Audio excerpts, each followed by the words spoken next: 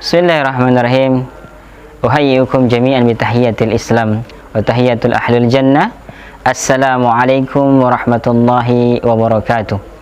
Nahmaduhu wa nasta'inu wa nastaghfiruh wa na'udzu billahi min sururi anfusina wa min sayyiati a'malina. May yahdihillahu fala mudhillalah wa may yudlilhu fala hadiyalah. Asyhadu an la ilaha illallah wa asyhadu anna Muhammadan abduhu wa rasuluh la nabiyya ba'dah. Allahumma salli wa sallim ala habibina Muhammadin sallallahu alaihi wasallam alladhi qad a'ata'ana ni'man minal zulumati ila nur wa kadzalika ila syiratim mustaqim. Amma ba'd. Ma'asyiral muslimin rahimakumullah.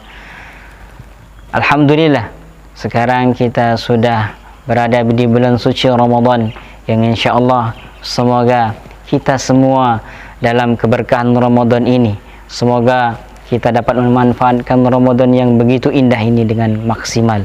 Semoga antum-antunna sekalian dijaga oleh Allah Subhanahu wa taala ibadahnya, keluarganya, kemudian hartanya dimanfaatkan di jalan Allah Subhanahu wa taala.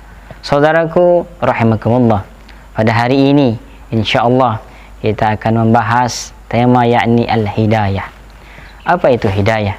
Kami mengumpulkan minimal ada 3 makna hidayah penting yang insyaallah kita akan bahas. Apa itu hidayah? Saudaraku rahimakumullah, yang pertama, hidayah bermakna petunjuk untuk beribadah kepada Allah Subhanahu wa taala. Sering kita mendengar orang-orang yang mengatakan, dia itu lagi dapat hidayah. Jadi hidayah itu kita lihat dia rajin sholat ke masjid, jamaahnya tidak terlambat, dan seterusnya. Jadi kenikmatan kita beribadah adalah itu hidayah, yakni al-lazatu minal ibadah. Kita merasakan nikmatnya beribadah kepada Allah Subhanahu wa taala. Itulah hidayah.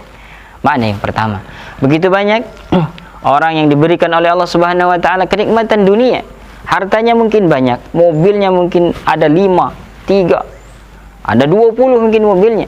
Rumahnya, corong masjid saja menghadap rumahnya. Rumahnya mungkin 3 atau 50 meter dari masjid. Tetapi karena tidak ada hidayah dari Allah Subhanahu wa taala, maka dia tidak datang ke masjid, dia tidak datang ke pengajian.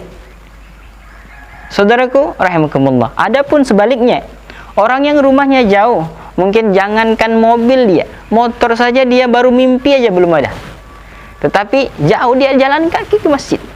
Inilah hidayah. Jadi jelas kata Allah, hidayah itu mayyasya, siapa yang dikehendaki oleh Allah Subhanahu wa taala. Terkait dengan mayyasya yang dikehendaki oleh Allah Subhanahu wa taala, saya pribadi ada sebuah cerita mungkin 25 tahun yang lalu. Ada seorang anak yang setiap hari dimandikan oleh ibunya karena dia sakit. Umurnya waktu itu mungkin 9 tahun atau 10 tahun yang lalu. Waktu itu umurnya dan kelasnya mungkin kelas 3 atau kelas 4 SD waktu itu. Ada seorang ibu. Ibu ini ibu yang luar biasa. Karena anaknya sakit, jadi setiap hari dimandikan. Sampai anaknya sudah segede itu, sudah sebesar, sampai anaknya usia kelas 6 SD. Tiap pagi dimandikan oleh ibu itu. Dan ibunya sering diusap kepala anak itu dan berdoa, Allah yahdi, ya Rabb, beri anak ini petunjuk. Ibunya itu berdoa seperti itu setiap memandikan anaknya itu. Dan alhamdulillah anaknya itu sudah besar hari ini.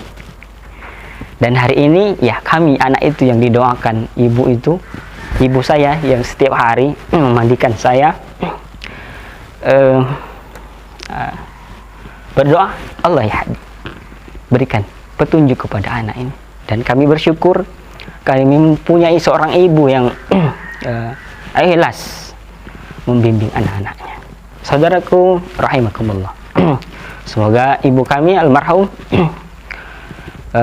dimudahkan oleh Allah Subhanahu wa taala, dilapangkan kuburnya, dan insyaallah nanti kita semua dikumpulkan di surganya nanti. Saudaraku rahimakumullah, Yahdi ini, hidayah ini penting sekali insyaallah pada setiap orang.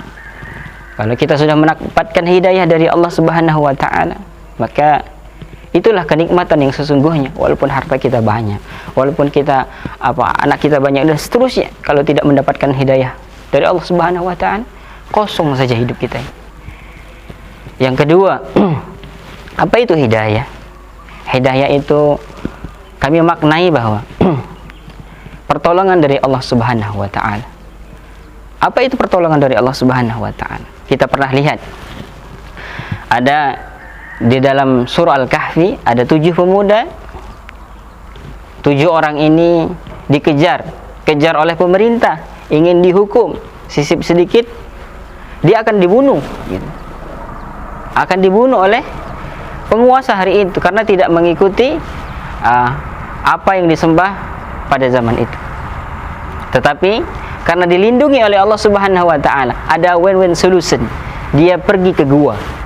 Jadi betul, kalau orang yang mendapatkan hidayah dari Allah Subhanahu wa taala, petunjuk dari Allah, maka dia akan ada bermakna perlindungan dari Allah Subhanahu wa taala. Mau tidak mau orang yang mendapatkan hidayah, maka dia akan dilindungi oleh Allah Subhanahu wa taala dimanapun posisi dia. Kita lihat peristiwa Badar. Kalau berbicara tentang perlindungan dari Allah Subhanahu wa taala, orang 300 orang, musuh 1000 orang. Secara akal manusia maka tidak akan pernah menang orang 300 musuh 1000 orang. Maka salah satu juga Indonesia, dengan berkat rahmat Allah yang maha kuasa, dengan berkat rahmat Allah yang maha kuasa, jadi betul-betul akan dilindungi, akan ada solusi dari Allah Subhanahu wa taala. Saudaraku rahimakumullah, yang terakhir, apa itu? Hidayah adalah kebahagiaan. Barang siapa yang mendapatkan hidayah dari Allah Subhanahu wa taala, dia akan merasa bahagia. Wallahi, inilah sesungguhnya kebahagiaan yang dinanti-nanti oleh setiap orang, yang ditunggu-tunggu oleh setiap orang, yakni hidayah dari Allah Subhanahu wa taala. Barang siapa yang mendapatkan hidayah dari Allah Subhanahu wa taala, maka bersyukurlah bahwa inilah kebahagiaan.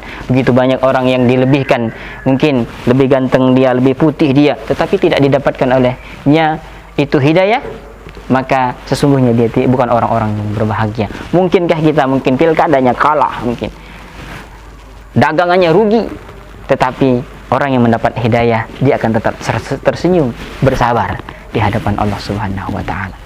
Itu saja mungkin insyaallah benar dari Allah Subhanahu wa taala, salah dari ana pribadi, afwan.